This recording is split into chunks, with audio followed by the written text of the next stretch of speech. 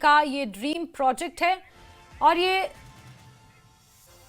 तस्वीरें देख रहे हैं आप। और चलिए आपको सीधे लिए चलते हैं जहां ये कार्यक्रम आयोजित हो रहा है और उप मुख्यमंत्री सुरेंद्र चौधरी खिताब कर रहे हैं। सरकार मजबूती से चले तो क्या आप ये विश्वास दिलाते हो उमर साहब को? क्या आप इनके पीछे एक दीवार बन के खड़े हो? दोनों हाथ खड़े करके जवाब दो। इस वादे के साथ मैं आपसे विदा लूंगा, एक दो नारे मारूंगा, देखूंगा कितना जज्बात हैं आपके। दोनों हाथ खड़े करके, पर जो ना हाथ खड़ा करे उसी पापे की सौ लगे।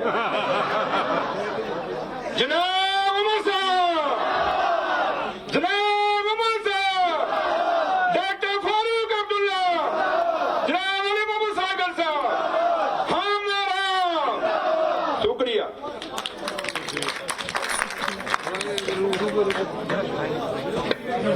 शुक्रिया सर, सबको जगाने के लिए।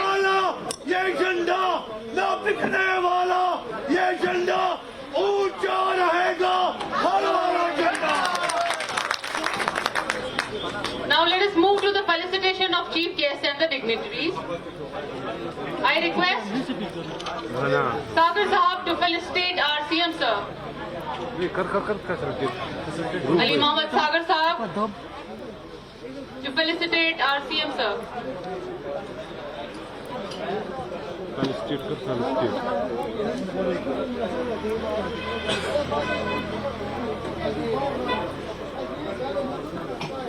बुलेवार्ड 4 लेन सड़क का शिलान्यास किया गया है मुख्यमंत्री उमर अब्दुल्ला द्वारा और बुलेवार्ड रोड को और चौड़ा किया जाएगा। इसके चौड़ीकरण को लेकर ये कार्यक्रम आयोजित किया जा रहा है जहां पर मुख्यमंत्री उमर अब्दुल्ला को मंच पर सम्मानित किया जा रहा है। इससे पहले आप उप मुख्यमंत्री सुरेंद्र चौधरी को भी सुन रहे थे और श्रीनगर में ये प्रोग्राम है जिसका आयोजन किया गया है और बुलेवार्ड रोड का चौड़ीकरण एक तरह से ड्रीम प्रोजेक्ट है मुख्यमंत्री उमर अब्दुल्ला का और इस ड्रीम प्रोजेक्ट का आज शिलान्यास किया गया है मुख्यमंत्री उमर अब्दुल्ला द्वारा।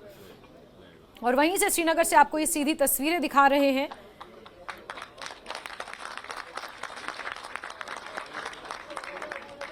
और डल झील के किनारे जो सड़क है उसे बुलेवार्ड रोड कहा जाता है, महत्वपूर्ण सड़क है और इसका आज फाउंडेशन स्टोन एक तरह से मुख्यमंत्री उमर अब्दुल्ला ने रखा है और क्योंकि उनका ये ड्रीम प्रोजेक्ट है और ऐसे में बेहद महत्वपूर्ण।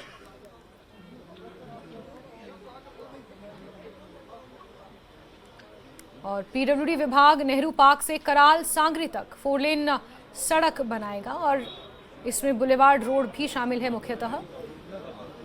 और वहीं से आपको ये तस्वीरें दिखा रहे हैं।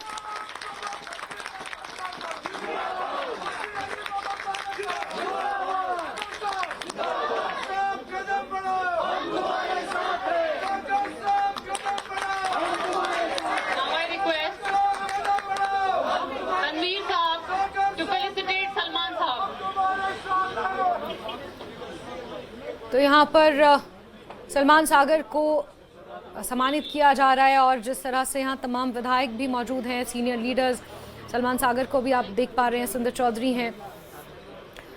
ये कार्यक्रम आयोजित किया जा रहा है श्रीनगर से आपको ये तस्वीरें दिखा रहे हैं जहाँ बुलेवार्ड रोड का चौड़ीकरण ये एक ड्रीम प्रोजेक्ट है मुख्यमंत्री उमर अब्दुल्ला का जिसका आज फाउंडेशन स्टोन रखा गया है।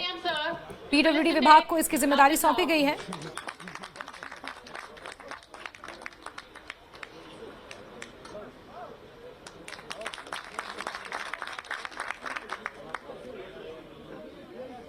Ladies and gentlemen, now the moment has arrived. We have all been waiting for. हम बुलाते हैं अपने डाइस पे ऑनरेबल चीफ गेस्ट जनाब उमर अब्दुल्ला साहब for the address.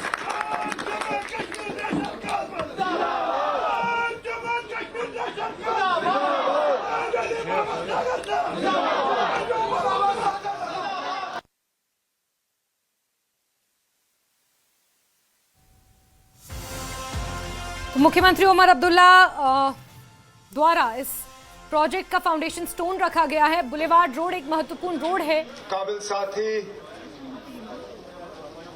National conference के रूही रवा जनरल सेक्रेटरी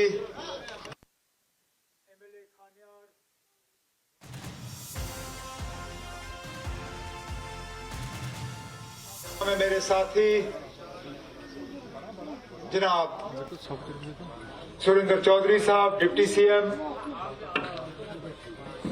मेरे सलाहकार जनाब नासिर अस्लमानी साहब, हजरत बल के ऑनरेबल एमएलए सलमान सागर साहब, संजीव सादिक साहब, लाल चौक के ऑनरेबल एमएलए मुश्ताक गुरु साहब, नेशनल कॉन्फ्रेंस कश्मीर सूबे के सूबाई सदर शौकत मीर साहब, जनाना विंग के सूबाई सदर सबिया कादरी साहिबा, जिला सदर श्रीनगर पीर आफाक साहब, आरएनबी के हमारे पीडब्ल्यूडी के चीफ इंजीनियर जनाब सुशील कुमार साहब,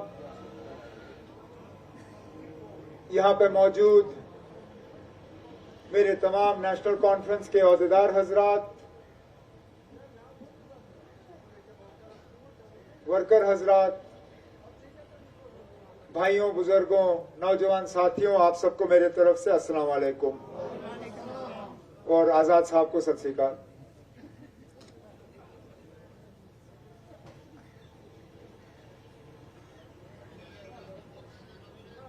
श्रीनगर जो कौमी शहर है हमारा, इसके साथ जो 2015 के बाद नाइंसाफियां हुई या सौतेली मां का सलूक हुआ, अगर उसको मैं गिनना शुरू करूं तो शायद आज पूरा दिन मुझे आप लोगों को यहां बिठा के रखना पड़ेगा। ढूंढने की कोशिश करते हैं कि 2015 जनवरी के बाद कौन सा नया ऐसा प्रोजेक्ट श्रीनगर शहर को मिला जिससे कि श्रीनगर शहर को कोई फायदा हुआ हो।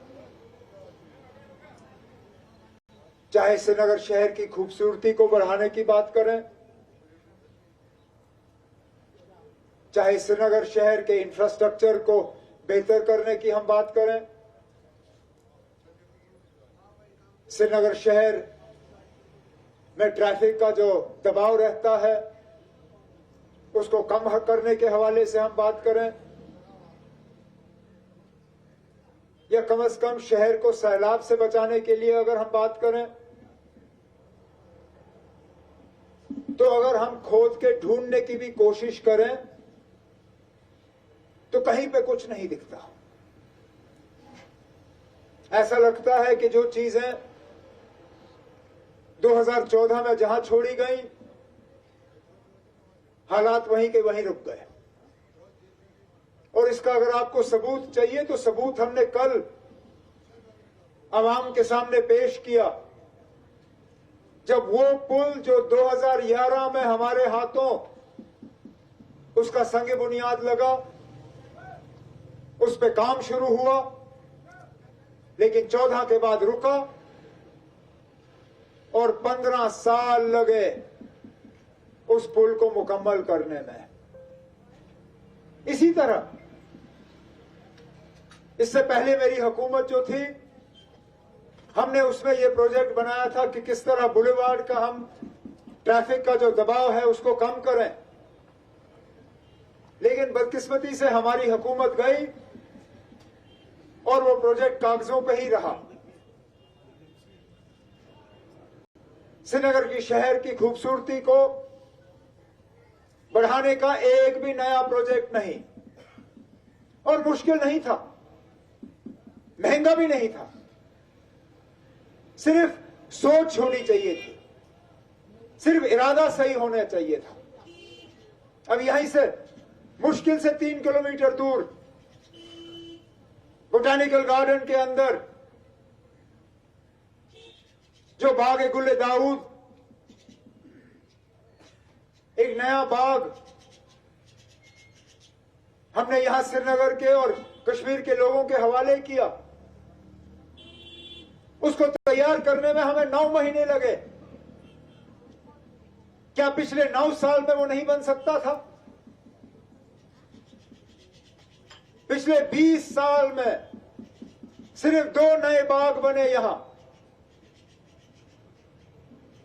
एक आजाद साहब की बदौलत ट्यूलिप गार्डन, और आज हमारे हाथों बागे गुले दाऊद, जिसको क्रिसैंथेमम गार्डन कहा जाता है। बोन एंड जॉइंट अस्पताल का नया ब्लॉक हमारे हाथों मुकम्मल हुआ।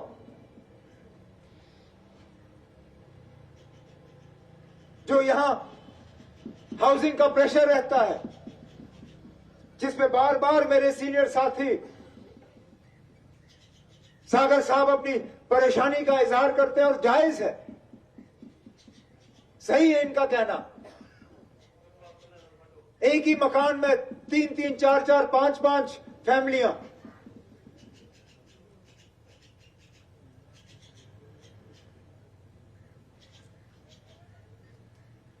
उसके लिए सालों साल के बाद एक नए हाउसिंग कॉलोनी का प्रोजेक्ट इस हुकूमत ने मुकम्मल किया हुआ है, और बेमना में हम वो काम जो है दस्ती शुरू करेंगे। उसमें इकोनॉमिकली वीकर सेक्शंस, जो गरीब तबका है, उनके लिए खास इंतजाम किया जाएगा। लेकिन जैसे मैं सागर साहब से कह रहा था, हमें भी अपने तरीकों को थोड़ा सा बदलना होगा। जमीन की कमी है, हम जमीन और बढ़ा नहीं सकते। हम समुद्र के किनारे रहते नहीं हैं। समुद्र के किनारे रह रहे होते तो दुबई की तरह, मस्कट की तरह, अबू धाबी की तरह, जद्दा की तरह हम समुद्र में रेत भर के वहां और जमीन पैदा करते।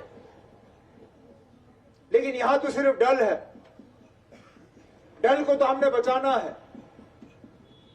तो अब वक्त ऐसा आ गया है कि अब हमें बजाय ये कि 1 मंजिल 2 मंजिल, हमें अब 8-8, 10-10 मंजिल जो फ्लैट्स हैं उसके तरफ देखना होगा, ताकि सही माने में जो शहर खास में जो कंजेशन है उसको हम ठीक कर सकें। सड़कों की चौड़ाई बढ़ानी होगी, जहलम पे पुल बनाने होंगे, क्योंकि ये हमारा तजुर्बा रहा है। जितने जहलम पे पुल बनेंगे उतना ट्रैफिक का कंजेशन जो है वो कम हो जाता है। इसी इरादे के साथ कॉन्वेंट के सामने हम पुल बनाना चाहते थे।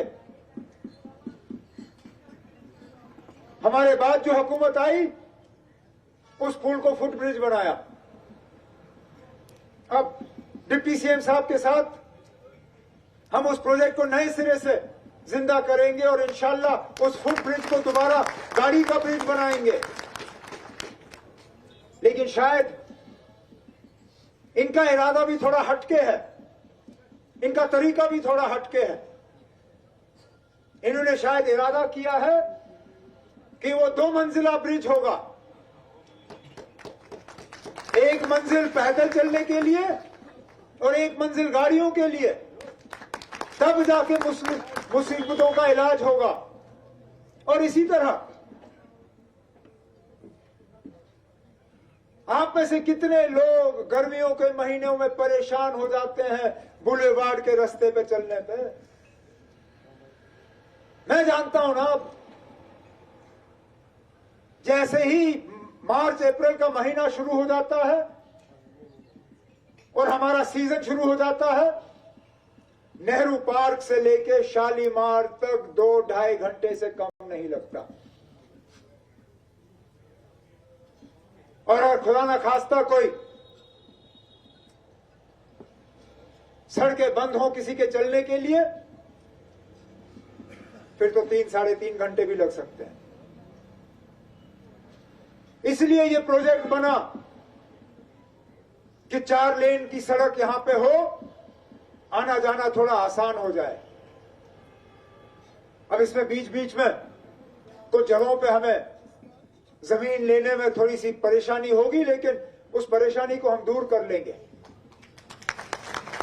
देखिए, मैं अभी डिप्टी सीएम साहब और चीफ इंजीनियर सुशील कुमार साहब से बात कर रहा था। नेहरू पार्क से लेके आगे तक तो हम कर लेंगे, लेकिन डल गेट से लेके नेहरू पार्क तक इलाज इतना आसान नहीं होगा। वहां होटल बने हैं, दुकानें हैं, लोगों की मलकियत जमीन है, उनको हम गिरा नहीं सकते। अच्छा, डल गेट में जैसे खानियार की तरफ जाने का रास्ता जो है उस पर हमने वो पुल बनाया था, यहां पे हम वो भी नहीं कर सकते क्योंकि सामने हाउस बोट है। बीच में एक प्रोग्राम बना था कि हम हाउस बोटों को थोड़ा पीछे ले जाएंगे, वो भी नहीं हुआ। इसलिए मैंने डिप्टी सीएम साहब से कहा, और ये सिर्फ आज हम सिर्फ इस पे सोच रहे हैं, लेकिन इलाज एक ही है कि एक ट्यूब ट्रैफिक का हम बाहर से रखें और एक ट्यूब ट्रैफिक का हमें इस पहाड़ के अंदर एक सुरंग करके इस पहाड़ के नीचे से हमें गाड़ियां लानी होंगी, तब जाके इस ट्रैफिक के रश का जो है हम थोड़ा इलाज कर पाएंगे। मैंने डिप्टी सीएम साहब से कहा हुआ है, यहां पे सुरंग बनने के लिए इसका हमें एस्टिमेट बना के दे दो कि इस पे खर्चा कितना होगा।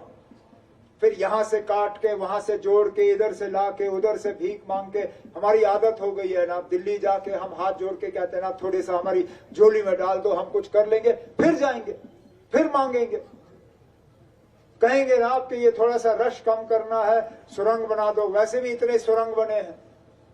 यहां से जम्मू से जब आप पुंछ जाओ, सुरंग ही सुरंग है।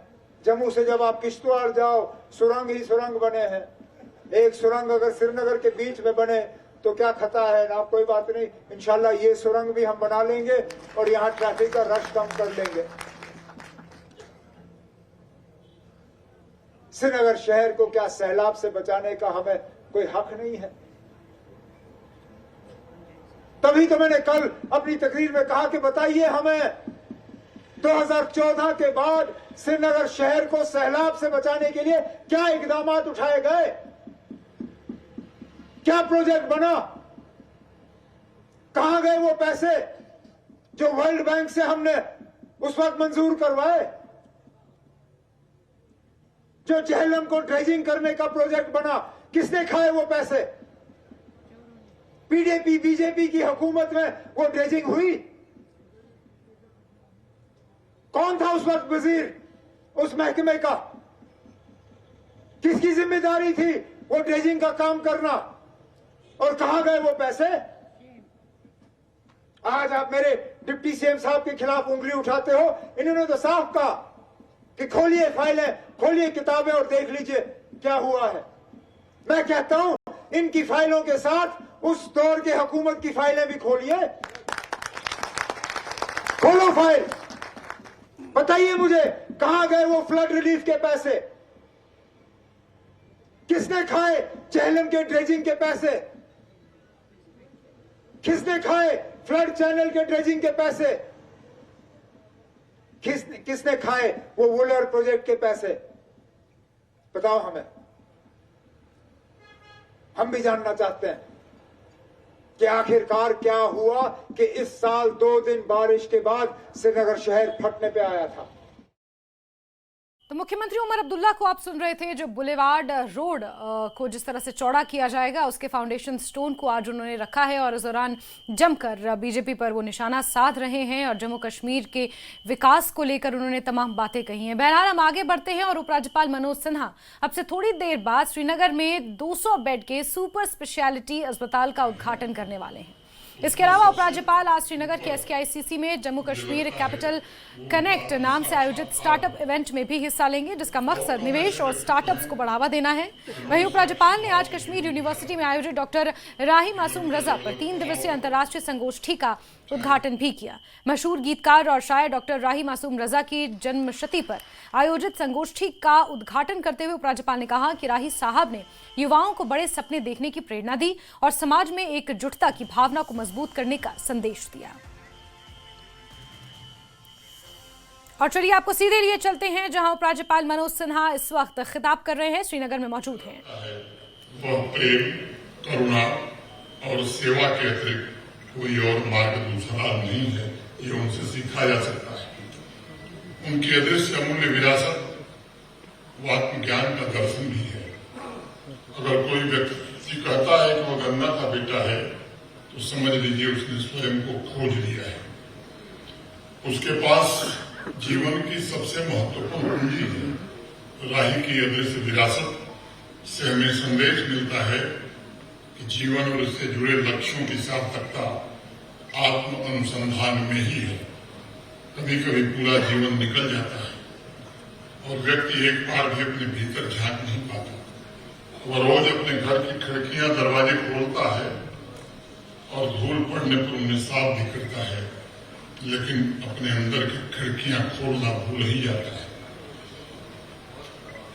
उन्होंने युवाओं की आलोचना करते हुए उन्हें ख्वाब देखने के लिए प्रेरित किया था।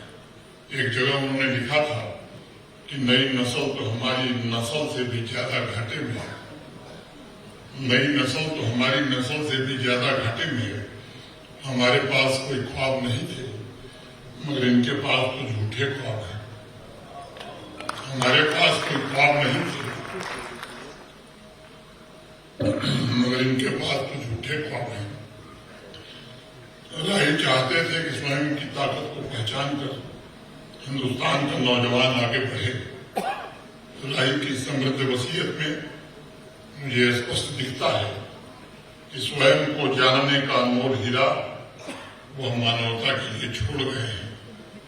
जैसी गंगा शुद्ध है, जैसी गंगा पवित्र है, वैसी शुद्धता आत्मज्ञान और स्वयं का साक्षात्कार है।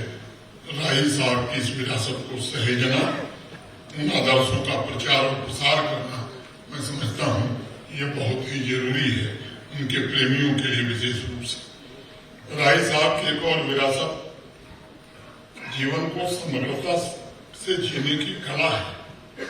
चाहे संघर्ष के दिन हो या सफलता के दिन हो, राही साहब का हृदय कभी रिक्त और सूना नहीं रहता था। कई बार प्रकृति के संगीत को सुनकर लगता है कि समग्र संगीत यही हो सकता है, क्योंकि वह बिना किसी प्रयोजन के है। राही साहब भी वैसे ही निष्प्रयोजन अकारण ही सब कुछ न्यौछावर करने के लिए उद्यत रहते थे। उन्होंने जीवन को परिपूर्णता में जिया और सिद्धांतों से कभी जीवन में समझौता नहीं किया। उनके बारे में एक किस्सा बड़ा मशहूर है। संयोग से मेरा और उनका गांव बीच की दूरी केवल 4 किलोमीटर है। 1953 में गाजीपुर नगर पालिका का निर्वाचन था अध्यक्ष पद का। उनके पिता उम्मीदवार थे और वामपंथी विचारधारा के श्री पब्बर राम, जो अब नहीं है, वो चुनाव लड़ रहे थे। राही मासूम रजा और उनके भाई मुनीस रजा साहब दोनों ने अपने पिता से आग्रह किया कि चुनाव मत लड़िए। जब वो नहीं माने तो पब्बर राम जी के लिए दोनों भाइयों ने प्रचार किया और उनके पब्बर राम जी जीत गए, उनके पिताजी हार गए। ऐसे क्रांतिकारी थे राही मासूम रजा। पब्बर राम जी भूमिहीन मजदूर लोगों के लिए काम कर रहे पब्बर राम के पक्ष में धुआंधार प्रचार कर के पिता को हरवाने में बड़ी भूमिका निभाई। कहा यह भी जाता है कि पहले बड़ी कोशिश की थी उन्होंने।